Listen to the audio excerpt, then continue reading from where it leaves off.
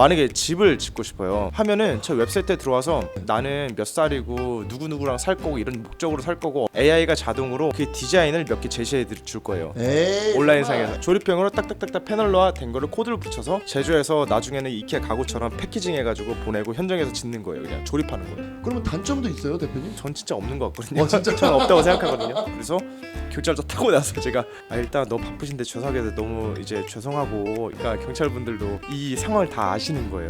어려웠죠. 집도 경매 넘어가고 막 이랬어요. 그래서 뭔지 제가 사업 딱 창업할 때 저희가 네. 4시간 촬영했어요. 모르겠어요. 몇 시간? 네, 지금 12시 20분인데. 진짜요? 진짜 4시간이에요, 진짜.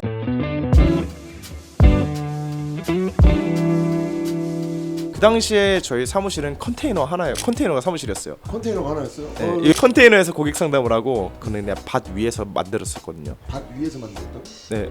스티브 잡스의 차고 느낌이 좀 나네요. 정중 청평신대회라고 있어요. 거기서 우수상을 받았어요. 그러니까 투자자분들이 많이 보이시잖아요. 그러나 그날 저녁에 바로 전화 오셔가지고 투자 안 받을 거야. 처음에는 5억이었어요. 대표님께서는 너가 이제 사업 경험이 없고 이래서 그런데 너가 5억이 필요하다고 5억은 받으면 안 돼. 10억을 줄게 이래서 10억을 받은 거예요. 저희 메인 시장이 미국이거든요. 텍사스만 봐도 국내 모듈 시장이 16배가 될 거예요. 스페이스 웨이비 홍인택 대표님의 이야기 너무 지금 흥미롭습니다. 자, 모듈러 주택 네. 그 장점이 좀 확실히 좀 부각이 되기 네. 때문에 네. 지금 일반 그 부동산 혹은 건물 공법 지금 현재 기존 시스템을 대비해서 나온 시스템 같아요. 네. 좀 장점에 대해서 좀 이렇게 광활하게 좀 펼쳐줄 수 있을까요? 네. 예. 모듈러 장점이 우리나라에서 일반 대중분들한테 얘기가 될 때는 조립식 주택, 컨테이너, 농막 이런 키워드로 설명이 되니까 예. 굉장히 싼 거, 가성비 약간 이런 이미지가 많이 바뀐 것 같아요. 근데 모듈러 주택, 이게 모듈러라는 것 자체가 공장에서 제조가 된 집이잖아요. 네. 그렇기 때문에 장점이라고 하면은 품질이 항상 일정해요. 아. 똑같은 사람과 똑같은 기계가 예. 똑같은 공정 라인을 통해서 만들어지기 때문에 우리가 품질을 예를 들면 1로 뽑았으면 웬만하면 1로 다 맞춰지는 거죠. 근데 생각해보시면 우리나라 큰 건설사, 대형 건설사, 1군 건설사가 있다고 쳤을 때 네. 강남에서 아파트 짓고 부산에서 짓고 이렇게 지을 때마다 퀄리티 컨트롤이 어떻게 되냐면 이 공장 총괄을 맡고 있는 소장, 사람을 통해서 이 퀄리티가 컨트롤되는 거잖아요. 예를 들면 뭐 포스코라고 쳐요. 서울 강남에서 지은 거, 강구에서 지은 거, 부산에서 지은 게 퀄리티가 다를 수밖에 없는 거예요. 사람에 따라서 갈리는 거기 때문에 잘하는 소장이 지은 거면 당연히 잘 되고 있지만 그러지 않을 경우에는 최근 나왔던 이런 부실 공사를 통해서 건물이 무너진다든가 다양한 이슈가 나타날 수 있는 거죠. 그렇기 때문에 저는 가장 큰 장점이 뭡니까? 라고 할 때 저는 항상 품질을 말씀드려요. 품질로. 네. 그러면은 어느 순간에는 완전한 분야적으로 모듈러 공법이라고 하는 그 공법 시스템으로 싹 다 바뀌는 세상이 자연스럽게 올까요? 아니면은 지금 전기 자동차와 기름 자동차와의 비교선처럼 계속해서 어떤 장단점을 서로 따져가면서 소비자들 선택에 맡길까요? 이거 어떻게? 현실적으로는 그럴 것 같아요. 지금 전기차가 나타나고 나타났음에도 불구하고 기존의 시스템 좋아하시는 분들이 있을 수밖에 없잖아요. 그렇기 때문에 저는 공존할 거라고 생각을 하고 있고 공존하는 거에 대한 기준이 뭐냐라고 했을 때는 건물의 용도에 따라 많이 달릴 것 같아요. 예를 들면 우리가 경기장을 짓는다 하면은 경기장, 심지어 공항 이런 데는 중간에 기둥이 많이 없어요. 생각해 보시면 기둥이 별로 없군요. 트러스 구조를 써가지고 공간을 크게 지어야 되기 때문에 모듈러 공법이 맞지 않죠. 이따만큼 높고 이따만큼 기둥이 없는 큰 공간을 만들기 위해서는 모듈러 공법보다 현장에서 짓는 게 더 저렴하고 더 빠를 수가 있어요. 주거 공간으로 갔을 때 모듈러가 주거 공간을 먼저 이제 이 시장에서 먼저 플레이가 되고 있는데 그 이유가 집을 보면은 방이 나뉘어져 있고 화장실도 따로 있어야 되고 이 공간에 구획이 어느 정도 정형화되어 있기 때문에 이걸 모듈화 시킬 수가 있게 가장 최적화된 용도인 거예요. 그렇기 때문에 주거 공간에 있어서는 모듈러 점유율이 꽤 높아질 것 같다고 저는 생각을 하고 있고 반대로 그러지 않는 건물 같은 경우는 기존의 방식대로 계속 가지 않을까 생각을 하고 있습니다. 기존의 방식에 장단점이 이렇게 있구나. 그러면은 3D로 제작하는 예전에 건물 막 3D로 막 공법 이거는 모듈러 공법이랑 완전 달라요? 또 모듈러라고 표현되진 않는데 3D 프린팅 공법이라고 해서 건물 짓는 건데 장단점이 있는 것 같아요. 예를 들면 3D 프린팅 같은 경우는 기기가 그 현장까지 가야 되는 거예요. 엄청 비싸고 큰 기기가 가서 현장에 셋업이 돼야 되고 그러면 이제 뽑아가지고 콘크리트 갖다가 골주 구조체를 만드는 거잖아요. 생각해보시면 집을 지을 때 이렇게 보이시는 그게 다 콘크리트밖에 우리 눈엔 보이지가 않지만 이 내에는 설비, 물이 지나가야 되는 배관들과 전기가 지나가야 되는 전기 설비 배관들 맞아요. 그리고 여기에 박히는 이런 등들 그리고 내부, 외부에 들어가는 마감재, 단열재 이런 것들이 들어가거든요. 구조는 그 집을 짓기 위한 한 일부밖에 안 돼요. 근데 3D 프린팅이 할 수 있는 거는 그 구조를 만드는 거기 때문에 대충 이해는 가시죠. 구조를 3D 프린터가 빨리 지었다고 해도 그 이후에 해야 될 것들이 아직 많습니다. 장단점이 있어요. 진짜 장단점이 있다. 네, 장단점이 있어요. 일반 소비자가 들어도 설비까지는 좀 더 모듈러 공법이 좀 더 좀 디테일하거나. 우리가 이 벽을 볼 때는 벽이 레이어로 나뉘어져 있거든요. 벽이 예. 있으면 제일 가운데 있는 게 보통 설비 배관들, 예. 그걸 싸고 있는 게 단열재들. 다음에 이제 구조체가 같이 버텨주고 있고 내장재, 외부 마감재 이런 것들이 레이어가 합쳐져가지고 우리가 볼 때는 하나의 기둥처럼 보이는 거죠. 그러면 단점도 있어요, 대표님? 그 모듈러 공법이라고 표현해도 될까요? 저는 저한테 그런 질문 많이 오는데 전 진짜 없는 것 같거든요. 진짜? 저는 없다고 생각하거든요. 모듈러라고 표현될 수 있는 게 저는 OSC라고 얘기를 하는데 이렇게 건물 짓는 방식 온사이트 컨스트럭션이에요. 온사이트 그러니까 사이트에서 아래서부터 위로 올라가는 건물이고 OSC는 오프사이트거든요. 네. 그래서 이 현장 밖에서 지어져서 현장에서 조립돼서 지어지는 집들을 OSC라고 표현이 되는데 예. 모듈러가 저희 회사 찾아보셔서 알겠지만 이 집 통째로 만들어서 가잖아요. 예. 근데 저희가 전환이 돼요. 전환. 네, 이 모듈이 있다고 하면 이 모듈러 주택의 단점이라고 치면 뭐냐면 운반비가 비싸다. 운반비. 그리고 도로 폭이 좁으면 지을 수가 없다. 도로 폭이 좁으면 못 짓는군요, 아예. 그렇죠. 진입이 안 되니까. 그리고 현장에 도착해서 크레인으로 따야 되 크레인 비용이 비싸다라고 추릴 수가 있을 것 같아요. 예. 이런 걸 해결하기 위해서 이 집이라는 모듈을 더 잘게 쪼개면은 우리가 진입이 가능하겠죠. 네. 그래서 저희는 이 집들을 더 작은 요소로 나눠가지고 이케아 가구처럼 패키징해서 나가요. 이제 현장에서 이틀 만에 조립해서 집을 짓는 프로세스로 저희가 전환을 하려고 지난 6개월 동안 R&D를 통해서 예. 전환하려고 하는 과정이 있습니다.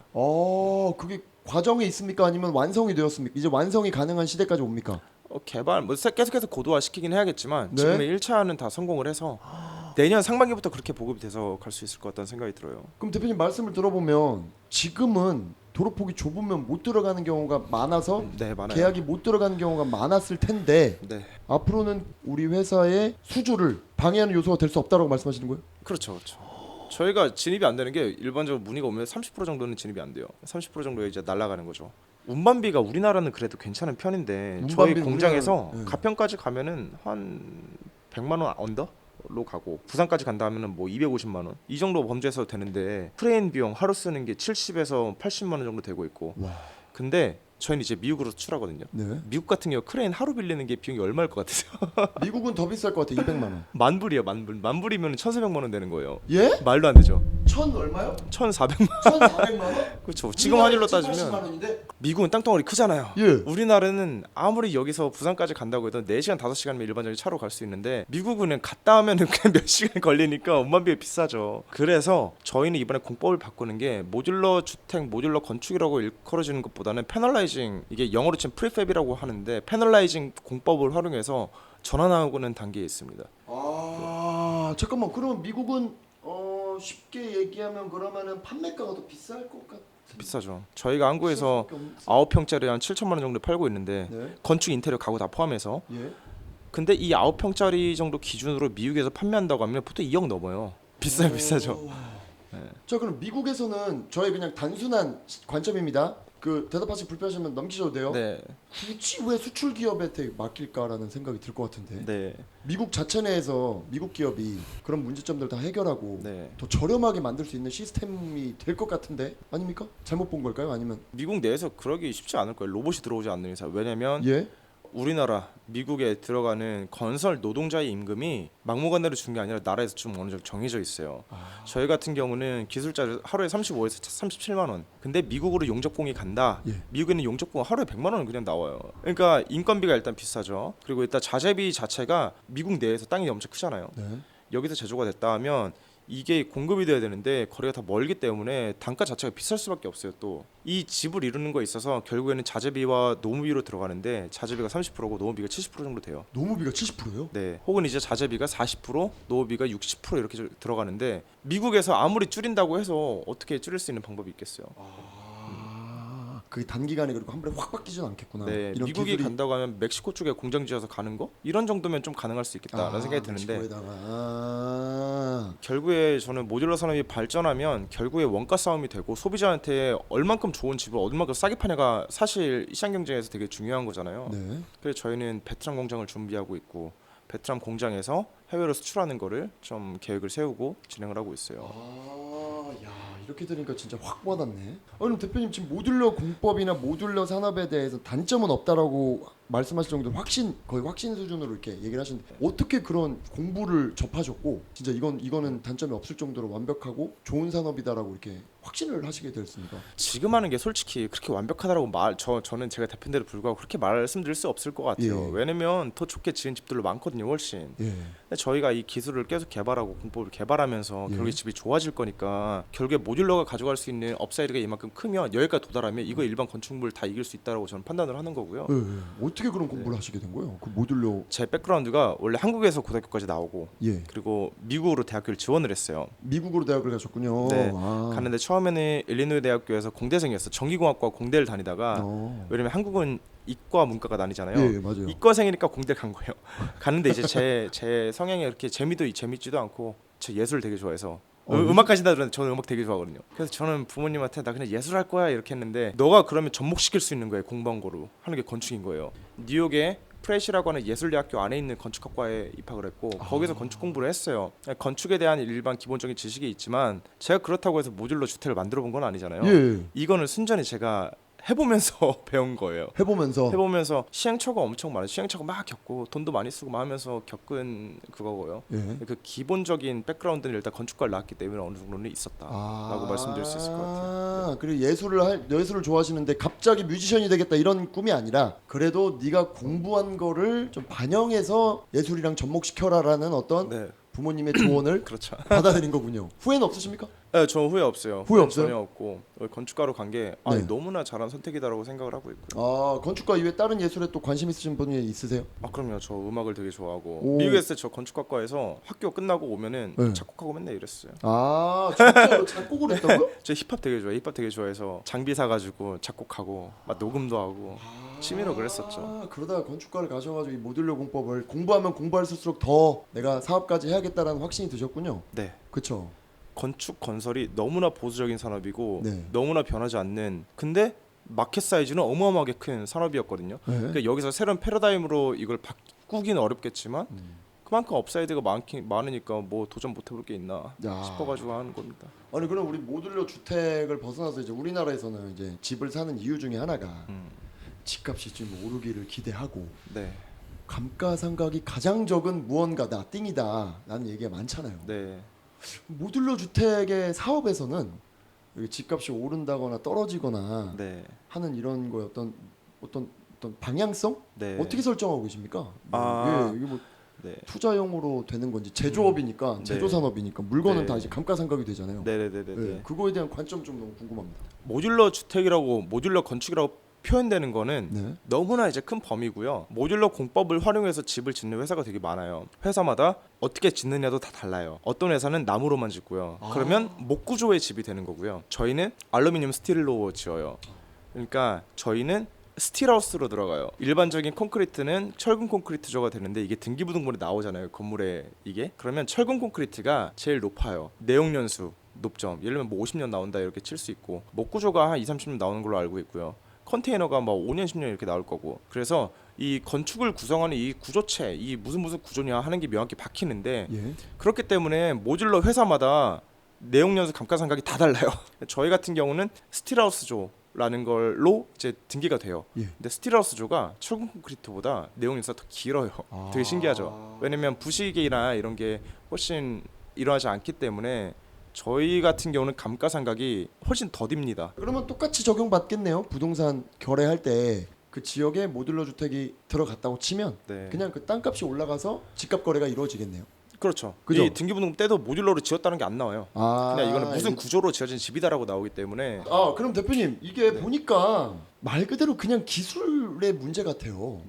전기차냐 전기차가 아니냐. 네. 이 기술이 공법으로 사람들이 어느 순간에 인지도 못할 정도로 저는 보편화가 될 것 같은데 상용화가 되거나 저도 그렇게 저만의 짧은 네. 지금 대표님한테 지금 너무나 그 대표님의 매력에 빠져서 제가 지금 잠깐 오판하는 건가요? 아니면은 아니 그러니까 이거는 그냥 말 그대로 이 기술을 접목해서 뭔가를 만들어내는 거잖아요. 네. 그죠? 맞아요. 왜 상용화와 보편화에 이렇게 더딘 겁니까? 왜 우리는 지금 저 같은 사람도 이걸 인지를 잘 못하고 있고 이거를 구매하려는 생각을 못하고 있는 네. 겁니까? 일반적으로 예. 저도 그렇지만 어떤 소비를 크게 할 때는 네. 굉장히 많은 고민을 하고 많이 비교를 하게 되잖아요. 네. 그리고 일단 기본적으로 신뢰라는 게 있어야 돼요. 아. 내가 이만큼 큰 비용을 지불할 거기 때문에 내가 사서 어떠한 하자라든가 이런 게 있으면 안 돼. 네. 근데 일반적으로 우리가 집 짓는 방식은 그동안 지어왔으니까 검증이 오랫동안 많이 됐겠죠. 네. 근데 모듈러 건축, 모듈러 공법으로 집 지은 거는 실제로 이게 뭐 10년 이상 된 거나 이런 케이스가 많이 있지 않아요. 그러니까 나중에 이게 어떻게 될까, 문제가 되면 어떡하지 이런 걱정이 많이 있으시기 때문에 아직까지 좀 더딜 거라고 생각하고 건축 건설이 굉장히 보수적인 산업이잖아요. 예. 그렇기 때문에 이 패러다임이 한 번에 확 바뀌는 것 또한 그만큼 많이 어려울 거라고 생각을 하는데 결국에는 저는 많이 변할 거라고 생각이 들어요. 하자라고 표현하면 좀 대표님 회사에 좀 피해갈 수도 있긴 하지만 네. 아직은 현재 이런 문제점이 있고 네. 왜냐면 대표님 이게 지금 집입니다. 네. 대한민국에서 집이라는 단어가 가지는 가치는 엄청나죠. 너무너무 크지 않습니까? 그럼요. 그리고 내가 사는 공간이기 때문에 내가 그게 사는 중요하잖아요. 어떤 진짜 하자들이 중요한 있었습니까? 거잖아요. 지금도 네. 고민하시는 이런 하자는 정말 발생시키면 안 된다. 네. 저희는 자재가 있었어요. 외장재를 처음에 선정을 하잖아요. 네. 선정을 할 때 굉장히 신중하게 해야 돼요. 왜냐면 외장재를 하나 저희가 선정해서 쓰게 되면 고객분들이 10명이면 10명 다 똑같은 외장재로 들어가거든요. 외장재에서 자재에서 화자가 한번 생기면 10개 다 화자가 생긴다는 거예요. 실제로 저희가 케이스가 처음에 저희가 어떤 자재를 선정을 했는데 싱가포르에서 수입해 오는 자재예요. 제가 선택한 이유가 뭐냐면 다른 회사는 멋있게 전시해놓고 조명 막 쏴가지고 이거 좋아요 막 이렇게 하잖아요. 네. 거기는 자기네 자재를 물에 담가놓고서 4년을 있더라고요. 물에 담가놓고 4년을 있었는데 꺼내서 봐도 괜찮아 이렇게 증명을 해버리니까 와 이거 괜찮다. 이거는 내구성이 높기 때문에 이게 그래도 품질이 좋은 자재구나. 비싼데도 그걸 들여왔어요. 왜냐면 나중에 하자가 나면 이게 고객분들한테 컴플레인이 들어오고 저희 또한 이게 마이너스가 되는 구조가 나중에 나올 거기 때문에 들여와가지고 설치하고서 했죠. 이게 1년 4계절이 지날 때쯤 돼가지고 보니까 색깔이 빠지는 거예요. 나무 색깔인데 근데 사실 건물이 있으면 태양을 계속 받게 되면 모든 자재가 색깔이 좀 변하긴 해 자연스럽게. 조금, 그건 예, 그쵸, 너무 변하는 거죠 이건. 너무 심하게 건물을 보면은 햇빛 받은 데는 색깔이 다 빠져 있고 안 받은 데는 안 빠진 거예요. 이거 어떻게 와 이건 문제다. 그래서 저희가 그걸 찾아가가지고 이거를 다 해드렸어요. 해드리고 나서 AS를 외장재를 다 교체드렸어요. 다 새로운 것들로. 그리고 나서 저희도 외장재 받는 거를 싹 다 갈아 엎었죠. 새로운 더 좋은 걸로. 그러고 나서 그 업체한테 저희도 컴플레인 걸 수밖에 없잖아요. 근데 배째라는 식으로 나오는 거예요. 본인들이 피해 보상해야 될 게 어마어마하거든요. 저희가 고객분들이 이거 해드리고 피해 보상액을 계산해보니까 7천만 원 돈 나오더라고요. 굉장히 큰 거예요. 저희는 7천만 원 쓴 거예요 그냥. 그래서 이거를 피해 보상을 청구했는데 배째라는 식으로 나오니까 답이 없어서 저희는 소송전으로 가서 아직도 그 과정에 있어요. 아직도 그 과정이 있어요? 쉽지 않아요. 소비자분들은 그래도 이해하실 것 같아요. 대표님이 이렇게 이해시키는 과정이 있었으니까. 아니면은 지금도 막 소비자 입장에서 이거 완전히 나 완전히 막 이거 뒤통수 맞았다 막 이런 식으로 막 강하게 클레임 해주시는 분들 아직 충분히 그럴 수 있죠. 왜냐면 너무 저희가 중요해서. 공급을 하고 그렇기 때문에 전적으로 저희한테 책임이 있는 거 맞아요. 네. 책임이 있어 저희가 앞단에서 일단 해드리는 게 맞기 때문에 일단 앞단에서 저희가 해결을 하고 뒤에 가서 저희는 이제 여기다 컴플레인 걸고 어떻게 해결해 보려고 하는 거죠. 와 그렇게 진짜 힘들겠다. 이게 지금 굉장히 또 단순한 질문이거나 이상한 질문일 수도 있습니다. 불편하시면 넘기시면 됩니다. 네, 다 하시고. 자 이게 일반 건축이나 뭔가를 지을 때 그 환경이 굉장히 중요할 것 같습니다. 네. 남쪽의 환경이 다르고 동쪽의 환경이 다르고 우리 한국이 좁더라도 지역마다 특색이 다른데 네. 아까 말씀하실 때 제조 과정에서는 품질이 네. 일정하다고 얘기했어요. 네. 근데 이 품질이 일정하게 공정 과정에서는 제조가 되는데 적용될 때는 네. 각각의 환경을 고려해야 될 것 같다는 생각이 드는데 네. 네. 요거에 있어서 제조하는 입장 그러니까 대표님 입장에서 굉장히 좀 힘드실 것 같은데 이걸 네. 컨트롤링하기가 그래서 제가 저희는 짧은 소견인가요? 아니면 가장 춥고 어려운 지역 기준 그 건축법 기준으로 만들어요. 아 그러니까 이해하시죠? 저 건축법적으로 볼 때 네. 단열이나 이런 기준이 예를 들면 양평, 강원도, 인제 막 이런 데와 네. 저 남쪽에 있는 지역과는 건축 기준이 달라요.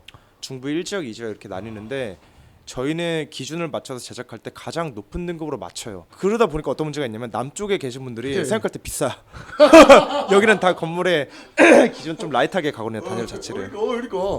근데 저희는 그냥 다 높게 만들어요. 왜냐면 좋아서 나쁠 거 없으니까. 만약에 이게 너무 좋은데 그만큼 비용이 좀 비쌉니다. 근데 만약에 난 비용 싼 게 더 중요하고 퀄리티 낮춰도 돼 하면 저희가 핏이 맞지 않는 거죠. 저희는 그래서 기준을 항상 제일 추운 그 어려운 지역 기준으로 건축법을 맞춰가지고 제작을 하고 있습니다.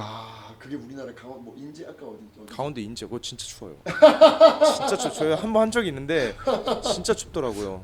차원이 달라요. 그 모듈러 주택 사업을 하고 계시니까 가장 큰 이제 매출 구조는 아무래도 주택 지으시는 사업. 이렇게 저희가 그냥 단순 유출을 해보는데 혹시 어떤 다른 분야의 어떤 수익 파이프라인이 다른 분야로 매출을 이렇게 일으키는 분야도 있는지 좀 궁금합니다. 네네네. 그런 거 생각을 많이 해봤죠. 사실 저희가 만든 주택 가지고 렌탈 혹은 숙박 해볼까, 숙박 시장 만들어서 운영해볼까. 굉장히 좀 많은 여러 가지 우리가 자재를 소싱해오기 때문에 이 자재를 파는 사업도 건자재 유통업도 해볼까, 부동산 건드려볼까. 굉장히 많은 유혹들로 있었고 생각도 있었는데 저희는 지금 하는 거 모듈 때 판매를 해서 나오는 수익 말고는 아무것도 없어요. 다 하지 말자라고 저는 잡았거든요. 다 하지 말자라는 결론을 지으셨어요. 하셨다가 지금은 네, 우리 지금 코어가 우리는 제조다. 제조만 해도 굉장히 어렵다. 제가 보니까 너무 어렵거든요. 제조 쪽에서 우리가 좀 더 고도화시키는 거에 집중을 하고 나머지 부동산 이런 거 다 하지 말자. 그래서 저희는 그냥 원칙이 있고요. 이거 말고 나머지 하지 말자. 우리가 제조를 제대로 잡을 때까지는 적어도. 그래서 지금은 그러지 않고 그러면 오히려 돈을 벌리는 거 한계가 있고 돈을 더 쓰게 되잖아요. 저희는 그냥 돈을 지금 더 써가지고 R&D하는 연구원들을 더 영입해가지고 이 제조 라인을 어떻게 하면 원가 줄이고 품질 높일까라는 거에 대한 R&D 연구 공법을 계속 개발하고 있어요. 그래서 우리가 나중에 이걸 토대로 시장에서 새로운 패러다임을 만들고 리드하는 컴퍼니가 되면은 그 다음부터 돈 버는 그 다음부터 벌어도 괜찮아. 지금 당장의 수익에 너무 눈멀지는 말자라고 생각하면서 가고 있는 상태예요 지금. 대표님 생각하시는 지금 최고 회사 내에서의 최고 걸작이라 표현할 수 있는 R&D 결과값은 뭡니까? 저희가 기술력을 딱 세 가지로 표현할 수 있는데요. 이거는 지금까지 저희가 해온 방식과는 달라요. 저희 회사 찾아보셨겠지만 지금까지 했던 방식에서 한번 싹 바뀌는 시점이 있는데 그게 저희가 올해 하반기거든요. 그래서 아직 제가 어디서 공개한 적이 한 번도 없는데 저희가 다음 달부터 이제 조금씩 이렇게 얘기하고 이러려고 했는데 간단하게만 설명드리면 기술이 딱 세 가지예요. R&D 했던 게 첫 번째가 AI가 붙어요. 이제 두 번째가 BIM이라는 이제 자동화 설계 시스템이 붙고 세 번째가 제조단에 들어가는 패널라이징이라는 공법이 붙어요. 패널라이징 아까 말씀해 주셨죠. 패널라이징도? 네. 첫 번째 AI가 붙는 거는 제가 간단하게 예시를 들면 만약에 집을 짓고 싶어요. 이게 모듈러 때 타이니하우스 다 벗어나서 난 그냥 건물 짓고 싶어, 집 짓고 싶어라고 하면은 저 웹사이트에 들어와서 GPT에 적는 것처럼 적는 거예요. 나는 몇 살이고 누구랑 살 거고 이런 목적으로 살 거고 어느 정도 사이즈가 좋아라고 치면 AI가 자동으로 그 디자인을 몇 개 제시해 줄 거예요. 온라인상에서. 저러지 마세요. 온라인상에서 디자인 드리면 거기서 만약에 보고 제일 마음에 든다 선택하게 되면 거기서 옵션을 선택해서 자동차 옵션 고르는 것처럼 견적이 나올 거고 거기서 오더를 주문을 할 수가 있어요. 그게 앞단에서 자동화가 되는 거죠. 그러니까 취향에 맞는 집을 디자이너를 통해서가 아니라 바로 다이렉트로 제안을 받을 수가 있다. AI를 통해서. 이게 첫 번째 저희 기술이고 그러면 여기에서 주문을 했어요. 그러면 이 시안 가지고 저희가 디자이너가 원래 도면을 쳐야 되잖아요. 이 BIM이라는 툴 베이스로 한 소프트웨어를 저희가 개발해가지고 이게 자동으로 도면이 나와요. 건축 디자이너가 설계하지 않아도 자동으로 도면이 산출이 돼요. 이 세 번째로 가는 거죠. 이걸 제조해야 되잖아요. 제조할 때는 패널라이징으로 들어가서 이 집을 패널 단위로 끊어서 이 집을 이케아 그 말씀하신 맞아요. 조립형으로? 맞아요. 조립형으로 딱딱딱딱 패널화 된 거를 코드를 붙여서 제조를 하는 거죠. 제조해서 나중에는 이케아 가구처럼 패키징 해가지고 보내고 현장에서 짓는 거예요. 그냥 조립하는 거예요. 근데 되게 재밌어 보이잖아요. 그래서 해보자 해서 하고 있어요 지금. 하반기에 가능하다고요 그러면? 1차, 2차, 3차 이런 게 고도화가 돼야 되잖아요. 일단 1차는 끝냈고 하반기에는 이제 좀 더 고도화시키는 단계고 내년 상반기에 아마 공급이 실제로 될 것 같아요. 아니 이게 대단한 일이에요 대표님. 잘 한번 생각해 볼게요. 내가 지금 자동차를 사고 싶어요. 챗GPT로 나 이러이러한 사람인데 이러이러한 자동차를 만들어줘. 그럼 자동차 회사에서 자동차 모델을 탁 보여주는 거예요. 내가 원하는 거. 그럼 내가 거기서 주문을 해요. 나 이 자동차 갖고 싶어. 그럼 이 자동차를 가질 수 있다라는 예로 들을 수 있는 거잖아요. 맞아요. 왜냐면 똑같은 제조잖아요. 집이 그런 식으로 지금 비슷해요. 맞아요. 비슷해요. 그죠? 네. 개발된다는 거잖아요. 그렇죠. 나는 그 집을 선택할 수 있고요. 대표님 정말 죄송한데 이렇게 R&D 방향성을 잡으신 이유나 계기가 뭘까요? 대표님 뭐 알아서 갑자기 득도하다시피 해서 내가 이렇게 해야지 하신 네. 건가요? 아니면 어떻게 일종의 사업의 방향성 전환이잖아요. 네, 더 큰 맞아요. 사업으로 가기 위해. 맞아요. 일단 가장 근본적인 거는 창업자는 잘 때까지 생각을 해요. 이 눈 떠서도 생각이 하고 횡단보도 기다리면서 생각하고 계속 뭔가 생각을 하고 저는 허무맹랑한 상상을 하는 걸 되게 좋아하고 막 그냥 해보는 거 되게 좋아하는데 그런 고민을 계속 하다 보니까 건축 사람 내에서 찾는 게 아니라 다 딴 데서 찾아요. 처음 저가 본 게 테슬라였어요.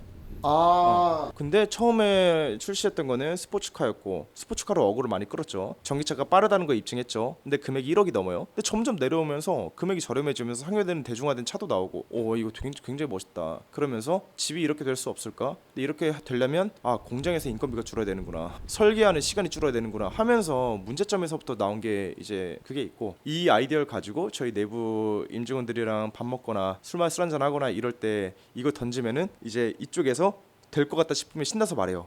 될 것 같아 하면은 야 이거 된다 내일부터 하는 거야 이렇게 돼요. 건축하는 사람들은 다 처음 해보는 거잖아요. 더 신나는 이게 스타트업 문화 중에 장점인 것 같아요. 되게 다 설레요. 내가 건축 설계하던 사람이긴 하지만 이거 하면은 되게 재밌을 것 같은데 나도 안 해봤지만 너무 재밌을 것 같은데 하고서 힘들어하죠. 아니 대표님 2019년도에 창업을 하셨다고 네. 그 얘기를 맞아요. 해주셨는데 19년도 때 실례가 안 되면 몇 살이셨어요? 잠깐만 생각 좀 해볼게요. 진짜 몇 살이었지? 잠깐만. 너무 회사 생각만 하시는 거 아니에요? 본인 생각 안 하고? 28이었나요? 우와 그때 이제 창업을 하신 거잖아요, 그죠? 네네네. 창업하시기 전에 좀 어떻게 인생을 살으셨는지 궁금합니다. 어떤 일을 저는 하셨는지. 어릴 때는 되게 뭐 철도 없고 고집이 되게 세고 되게 예민한 성격이라서 저희 가족들이 되게 힘들어하는 스타일이었는데 어릴 때 유학을 가고 싶었어요. 왜냐면 저희 아버지가 어릴 때 좀 지금은 뭐 많이 안 좋아하셨지만 예전에 여행업을 하셨거든요. 코로나 오면서 거의 이제 사업이 거의 안 되는데 여행업을 하면서 어릴 때 해외를 돌아다니니까 그냥 인센트가 넓어지는 거예요. 그래서 나도 유학 가고 싶어 하는데 돈이 너무 많이 들잖아요. 그래서 부모님이 거절했는데도 불구하고 쪼르다가 안 돼서 고등학교 3학년 올라가는데 그때부터 수능 때려치고 나 미국 수능 공부할 거야 이러고 독학하기 시작했어요. 그래서 저는 미국 대학교를 한국 고등학교에서 바로 지원을 했고요. 그래서 처음에 입학한 게 일리노이 대학교 공대로 입학을 했고 그러면서 군대를 가면서 생각을 했죠. 내가 좋아하는 게 뭘까 생각하다가 예술할래 하고 군대 복학해가지고 바로 그 편입을 했어요. 뉴욕에 위치한 프렛 대학교 건축학과에 입학했는데 편입으로 가신 거구나. 네. 그래서 거기서 건축학과 5년제거든요. 그래서 5년을 졸업을 하고서 근데 저는 어릴 때부터 내가 뭔가 만드는 걸 너무 좋아해가지고 창업이란 꿈이 있었어요. 그래서 대학교 뉴욕에서 다닐 때 창피한 얘기도 하지만 저 알바해본 적이 한 번도 없어요. 한번 다른 방식으로 돈을 벌어볼래 해서 제가 할 수 있는 게 이제 컴퓨터를 만지고 그러다 보니까 음식점 로고 만들어주고 그냥 한국의 음식점 가가지고 로고 필요 없으세요? 메뉴판 디자인 다시 해드릴까요? 하면서 메뉴판 디자인 하나 해주고 뭐 20만 원 받고. 진짜로요? 네, 진짜 그랬어요. 그래서 이거 재밌다. 그러면서 제 명함을 팠어요. 그 명함을 파가지고 그 명함을 돌렸죠. 그래서 막 엄청 막 뭐 고도화된 브랜딩적인 그런 로고 디자인 이런 게 아니라 뭐 했냐면 그 일반적 음식점 메뉴판 디자인했고요. 그리고 태권도장에 들어가는 상장 디자인해주고 되게 사소한 거긴 하지만 그런 거를 하면서 했을 때 전 쾌감이 엄청 컸던 것 같아요. 그래서 저는 그 창업에 대한 제 개인적으로 생각할 때 이게 그냥 나 태어날 때부터 이런 피가 있었구나 생각을 했는데 이런 거를 본격적인 사업화 시키려면 제가 경영에 대한 지식이 있어야 되잖아요. 그렇기 때문에 한국에 들어오자마자 패스트5라는 스타트업에 입사를 했어요. 패스트5. 그때 제가 입사할 때가 55번째 직원인가 이랬을 거예요. 그리고 제가 여기서 나는 스타트업이 어떻게 성장하는지 보자. 그때 막 이렇게 성장할 때거든요. 패스트5가 1년 2개월 딱 있다 퇴사했는데 제가 퇴사할 때 직원이 160명이더라고요. 너무 감사하게도 제가 배운 게 너무 많아요. 회사가 이렇게 성장하고 이런 직원들이 필요하고 이런 조직 문화에서 일을 하게 되고 모든 스타트업의 시스템들을 제가 보니까 너무 좋은 거예요. 그러고 퇴사하자마자 바로 이렇게 시작을 했던 거죠. 그 로고 디자인하실 때 영업을 다 직접 하셨다는 얘기네요? 영업을 그 점포 가가지고 제가 이거 만들어 드릴까요? 네네. 저 근데 그런 거 되게 좋아해요. 그냥 맨 땅에서 헤딩해서 막 헛살하는 걸 되게 좋아하는 되게 이상한 그게 있는데 그런 거 되게 좋아해요. 그때 뭐 영향 받은 사람 없어요? 그냥 이거 지금 진짜 나는 진짜 궁금해서 물어봐요. 왜냐면 젊은 나이에 아주 젊은 나이에 그 머나먼 미국 땅에 가서 혼자 대학생이라는 신분으로 그걸 했다는 건데. 예? 누가 선배 형이 뭐 하고 있어가지고 형 나랑 같이 할래 뭐 이런 게 아니고 그냥 네. 혼자 자다가 갑자기 띡 하고 내가 나 로고 만들어줘야지 이런 건 맞아요, 맞아요. 이런 거 아니었을 것 같은데? 저는 그렇게 했어요. 예? 되게 학교에서 이상하게 봤죠. 그래서 뭐 건축하는 사람들부터 건축에 되게 빠져 있거든요. 예, 정말 예, 하나의 예. 예술이잖아요. 예. 빠져서 하는데 저만 막 겉돌고 뭐 이상한 짓 하고 있고 이러니까 저 혼자서 그렇게 지냈던 것 같아요. 아니 그래도 진짜 그때 영업을 쉽지 하신 않고. 것 같아. 영업이 그러니까. 전문적인 영업도 아니고 그냥 그냥 들이밀고 해본 거라서. 왜냐면 나 그 전단지 그 방법을 선택한 게 모듈러가 신기술인데 네. 왜 마케팅은 아날로그로 했을까라고 제가 좀 마지막에 질문으로 넘기려고 했던 거거든요. 제가 네. 그거를 뒷변에 질문하려고 했어요. 근데 이거를 다 들으니까 좀 어느 정도 좀 감은 오네. 네. 이때 이 경험 때문에 네. 아날로그 영업 방식의 어떤 그런 게 있었으니까 네. 지금 해외 시장을 노리기 위한 산업, 그러니까 해외 시장으로 돌파구를 찾아야 되는 산업처럼 느껴져요. 그럼에도 불구하고 국내 상용화나 국내 보편화도 가능한 산업일 것 같거든요. 네. 만약에 대표님이 우리 국내 산업에서 이렇게 돌파구를 찾는다고 하면 어떤 방향을 모색할 수 있을까요? 저희가 패널라이징을 도입한다 했잖아요. 패널라이징의 장점은 뭐냐면 네. 웨이비룸 사이트 보면 6평짜리, 9평짜리 이렇게만 있잖아요. 실제 고객분들이 가장 좋아하는 사이즈는 20평대거든요. 그러면 그렇지. 예, 그렇죠. 그러면 20평, 30평, 40평, 50평, 60평 이걸 넘어가지고 다른 건물을 지을 때까지 우리가 적용을 시킨다면 마켓 사이즈는 국내에서 확 뛸 수가 있는 거잖아요. 네, 맞아요. 그렇죠. 그럼 이렇게 하려면은 우리가 패널라이징 공법을 도입해야 되는 거예요. 이 건물이 막 100평짜리가 있다. 패널들을 이 집에 들어가기 위한 부품들을 생산을 해가지고 보내서 여기서 조립해서 빨리 끝내는 거 이렇게 가는 게 방법이기 때문에 사실 이것도 저희가 지금까지 진행했던 기술 R&D와 그다음 베트남 공장이 같이 서포트가 돼야 되는 그렇게 되면 우리나라에서 지금 우리가 세컨하우스 시장만 타겟팅했다고 하면 이제 앞으로는 전원주택 더 큰 건물 일반적인 4층짜리 상업 건물까지 들어갈 수 있는 캐파가 나오거든요.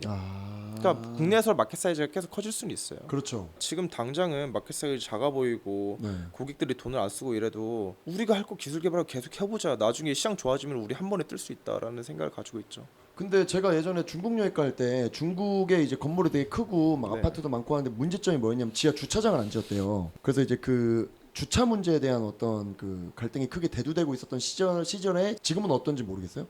근데 이 지금 모듈러 스페이스 산업에서 네. 이 지하를 만들 수도 있습니까? 지하 주차장이라든지 큰 건물을 만들 때는 지하 주차장 만드는 게 굉장히 핵심이라고 들었거든요. 작년에 그 국내에서 가장 초고층 모듈러 아파트가 지어졌어요. 그게 무슨 아파트였는데 임대 아파트 같은 거였는데 그거를 모듈러로 교수로 그게 11층일 거예요. 예. 13층인가? 11층인 것 같은데 그게 모듈러 올라가는데 보통 이럴 때 어떻게 하냐면 지하랑 1층 로비까지는 다 현장에서 만들어요.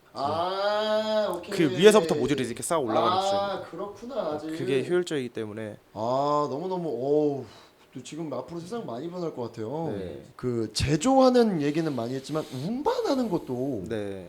꽤나 큰 일처럼 느껴져요. 그렇죠. 이 운반 때문에도 계약이 네. 들어와야 되는데 안 되는 경우도 많죠. 그죠? 안 되는 경우가 많을 것 같아요. 그런 경우가 있었습니까? 이렇게 좀 아니. 안 되는 경우는 어떨 때 안 됩니까? 내가 의뢰인이에요. 저도 집을 스페이스 웨이비에 의뢰하고 있습니다. 근데 네. 제작자 입장에서 하물며 보험회사도 그런 게 있더라고요. 이제 보험을 가입하고 싶으신 분이 계시는데 내가 지병이 좀 있으시면 보험회사에서 가입을 하고 싶어도 못하는 경우가 있듯이 이런 경우가 좀 있지 않을까라는 생각이 좀 드는데 그런 그렇죠. 경우도 있었습니까? 저희 문의 오는 고객분 중에 한 30%는 진입이 안 돼서 진행을 못 하시는 분들이 많아요. 기본적으로 도로폭이 4m 이상 나와야 돼요. 여기 촬영하는 데도 보면은 여기 못 들어오거든요. 지금 못 왜냐면 들어옵니까? 도로폭은 되는데 전기줄이 너무 낮아요. 그러니까 이게 이런 거 고려가 돼야 되는 거죠. 그렇네. 집이 왔을 때 크레인으로 떠야 되잖아요. 예? 크레인이 떴을 때 전기줄에 이런 거 간섭이 되면 되지 않기 때문에 이 요건들이 많아요. 그래서 되게 아쉽죠. 그래서 패널라이징이라는 단어 계속 많이 쓰시는 거구나. 네, 맞아요. 지금은 공장에서 일단 완제품이 만들어지니까 네. 그러면 혹시 제조하는 과정이나 네. 운반하는 과정에서 좀 에피소드 같은 게 있었을 것 같아요. 네. 자, 옥상 지붕에서 지금 이제 뭐 할게요 하는데 갑자기 지붕이 이렇게 뭐 그렇죠. 갑자기 막 반토막되고 그렇죠. 뭐 여러 가지 있을 것 같은데 혹시 기억이 남는 그런 에피소드 경우는 되게 많죠. 나무에 긁히고 지붕 뜯기고 뭐 이런 경우 되게 많죠. 네, 근데 그런 경우 가서 보수해서 끝내긴 하는데 예. 가장 기억에 남는 건 저희 1호 고객님 건축주님이 가평에 세컨하우스를 가평에 땅을 산 거예요. 야. 근데 그 우리나라 지역사에 저도 이제 되게 다양하게 많이 가봤는데 텃세라는 게 있어요. 외부에서 타진이 온다고 하면은 일단은 좀 방어적으로 보고 오. 부정적으로 보는 게 없지 않아 있는 것 같아요. 근데 그게 딱 그런 케이스였던 거예요.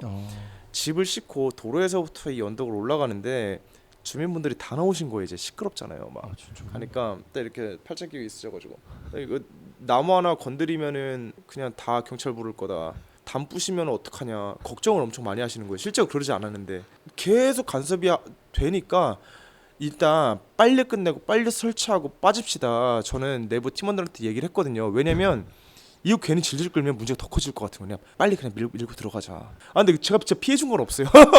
담벼락 부시고 이런 적이 아니거든요. 혹시 건드릴까봐 걱정이 돼서 나오시는 거예요. 그렇죠. 그게 안 됐으면 진행 안 하셨겠지. 네. 진짜 그래서- 공적 불가능하면. 그럼요. 사전에 저희가 다 체크하니까요. 그러니까. 저희가 진짜 그러지 않을 겁니다. 만약에 그럴 거라도 제가 보수 다 했을 거니까 일단은 그럴 일이 없습니다라고 하셔도 그냥 안 된다. 이거를 저희가 설치 못하면 저희가 현장에서 또 지어야 되잖아요. 전 돈이 없는 상황이었어요. 1호 고객이기 때문에. 1호니까 아까 좀 예. 그 뭐야 3,500 그렇죠. 엄청 원가에서 깎은 사람 그것도 말하는 거잖아요. 적자 보고 만든 거잖아요. 이것마저 우리가 안 된다? 그러면 이거 큰일 났다. 처음부터 회사가 망한. 그래서 일단은 밀고 들어가서 일단 가세요라고 해서 갔어요. 응. 그러니까 경찰 신고하시더라고요. 진짜로? 네, 진짜 신고하시더라고요. 경찰차 뒤에 타래요. 경찰분들이 경찰차 타는 순간까지 잠깐 제가 팀원 불러가지고 일단 제가 얘기하고 올 테니까 일단 무조건 밀고 들어 스탑하지 마라. 밀고 들어가라. 일단 안 쳐야지. 그때부터 뭔가 수비 된다. 이 상황에서 어떻게 수습할 거냐. 안 된다. 그래서 경찰차 타고 나서 제가 일단 너 바쁘신데 죄송하게 돼서 너무 이제 죄송하고 이렇게 좀 먼저 얘기를 했어요. 그러니까 경찰분들도 이 상황을 다 아시는 거예요. 그런 민원들이 너무 많은 거예요. 텃세로 인한 민원들이. 일단 피해 주신 거 없죠? 그러니까 아직 없고 그런 걸 저희가 사전에 체크했기 때문에 그럴 일이 없습니다라고 하니까 그러면 빨리 설치하고 가세요 이러시는 거예요. 경찰차 뒤에 차가지고 이게 동네 한 바퀴 돌았거든요. 그러면서 알겠다 너무 죄송하고 제가 유치장으로 가진 않고. 맞아요. 수갑을 안 찼거든요. 그래서 제가 피해 일으키지 않고 잘하고 가겠습니다. 이러고서 아무 문제 없이 빨리 설치하고 가서 그랬던 적이 있죠. 다행이다. 경찰분도 텃세 이씨 주민들이랑 이런 게 영화 같은 데서 많이 봐가지고. 맞아요. 그럴 수도 있었죠. 아이고 뭐 이런 거라시나. 어? 에휴 씨, 빨리 돌아가요. 뭐 네, 경찰까지도 그래 버리면 네. 힘드셨을 것 같은데 그러진 않았나 보네. 대표님 진짜 아니 그냥 이거는 뭐 궁금해서 여쭙니다. 우리 대표님 이 사업 아니고 다른 사업 한다고 만약에 그냥 if 가정을 해보면 혹시 뭐 관심 있는 사업 분야라든지 그런 분야 혹시 있으십니까? 사업으로 본다고 할 때는 사업은 돈을 벌어야 되는 거잖아요. 네. 제가 사실 처음에 창업의 꿈을 가진 게 돈 때문에 가진 거거든요. 오. 저희 아버지 계란 장수부터 시작하셔가지고 버스 기사했다가 예. 관광버스 운영했다가 여행사 하다가 이렇게 크셨다가 코로나 때문에 한 번에 다 무너지셔서 사실 그 좀 어려웠어요. 그래서 그래요. 이거 너무 TMI인가? TMI 좋아요. 아니 난 질문 또 생각났어요. 아버지 사업이 어려워지면서 어떻게든 저 대학교 졸업시키겠다고 다 팔아가지고 학비를 낸 거예요. 그러니까 저는 사실 그럼에도 불구하고 어려운데도 그냥 고집이 되게 세가지고 나 이거 무조건 해야 돼. 나 원래 그러지 않으면 직장으로 돈 벌어가지고 어떻게 먹고 살아야 되는데 어려웠죠. 집도 경매 넘어가고 막 이랬어요. 그래서 언제요? 제가 사업 딱 창업할 때. 네. 창업? 그러니까 원래 그 정도 상황 되면은 창업한다는 게 진짜 불효자식이잖아요. 예.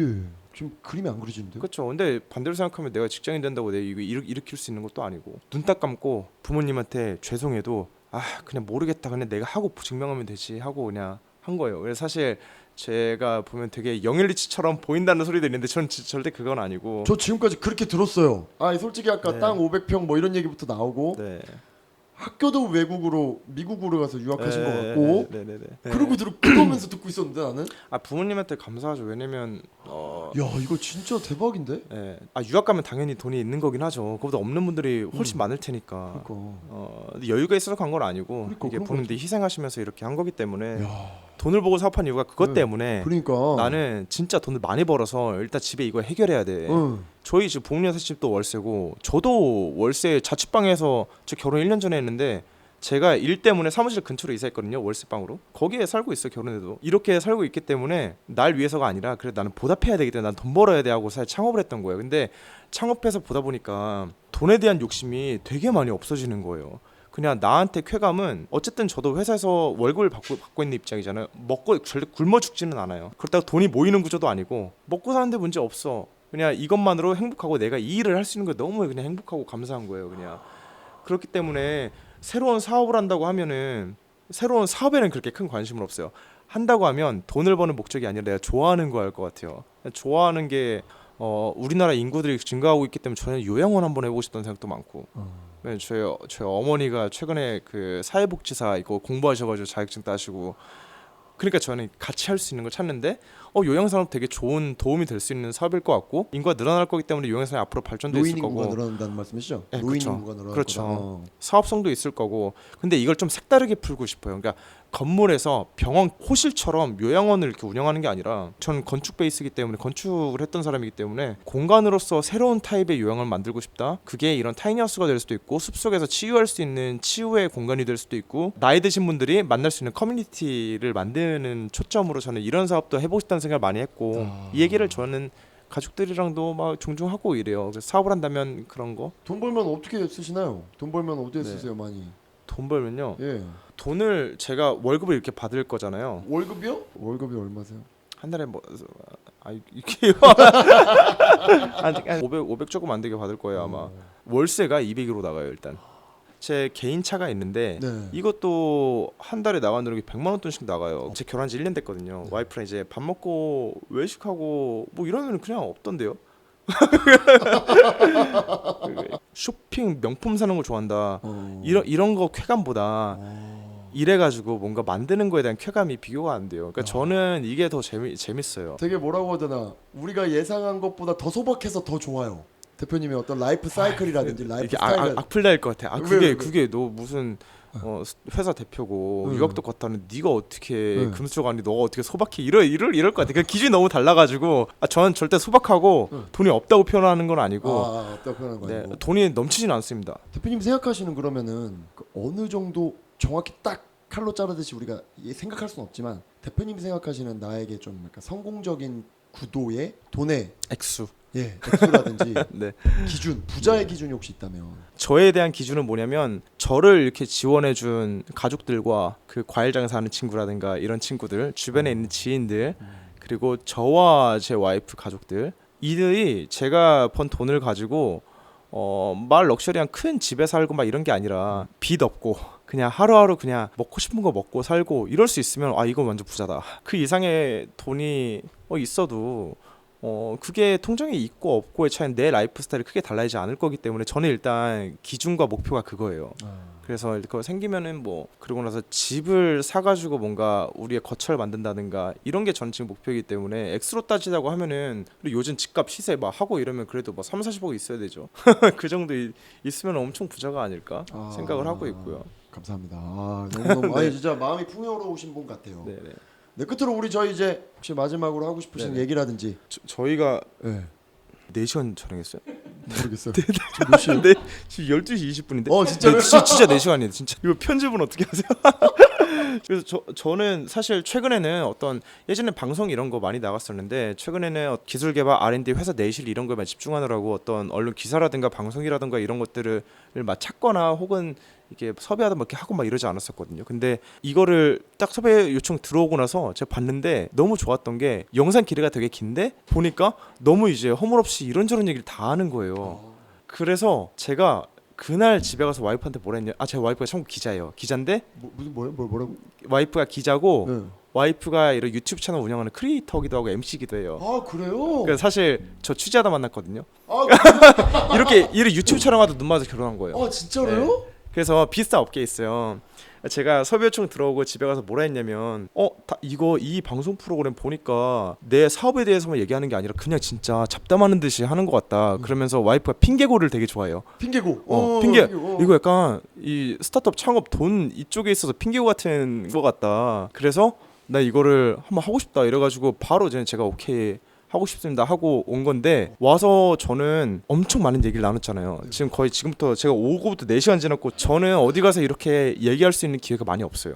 그래요? 제가 와이프 가족들한테 비즈니스 얘기 많이 안 하고, 왜냐면 이해의 깊이가 좀 다르고 생각하는 부분이 다를 수 있기 때문에. 그리고 저희 회사 임직원들한테도 제가 얘기할 수 있는 선이 있어요. 제가 다른 스타트업 대표들 만나서 얘기할 때도 사업적인 얘기하지 내 사생활을 오픈하지 않잖아요. 그래서 나랑 엄청 친한 친구 만나면 그나마 이런저런 얘기를 하지만 이해가 많이 되지 않겠죠. 완전 다른 직장인과 창업자의 삶과 이렇기 때문에 그래서 저는 가끔씩 이런 얘기를 되게 하고 싶어요. 아 그래요? 그럼요. 그래서 저는 저도 똑같은 사람인데 표출하고 싶고 얘기하고 싶고 수다 떨고 싶고 이런데 이게 딱 그런 콘텐츠라고 생각을 해가지고 와이프한테 가서 나 진짜 하고 싶다 이래가지고 왔는데 저 너무 재밌어가지고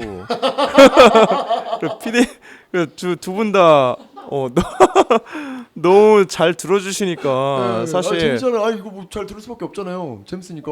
그러니까 이게 예를 들면 제가 어디 가서 얘기 2시간 하면 누가 재밌다 듣겠어요. 근데 이제 이런 콘텐츠 주제로 만나니까 저는 일방적인 얘기를 다 하니까 잘 저는 지금 들어주시니까 제가 그 집을 사고 싶어요.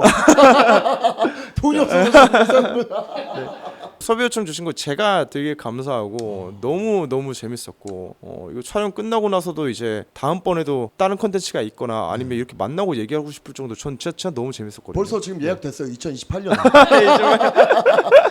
저희와 황금 같은 시간 보내주신 그 스페이스 웨이비 홍인택 대표님이었습니다. 감사합니다. 감사합니다. 감사합니다. 와.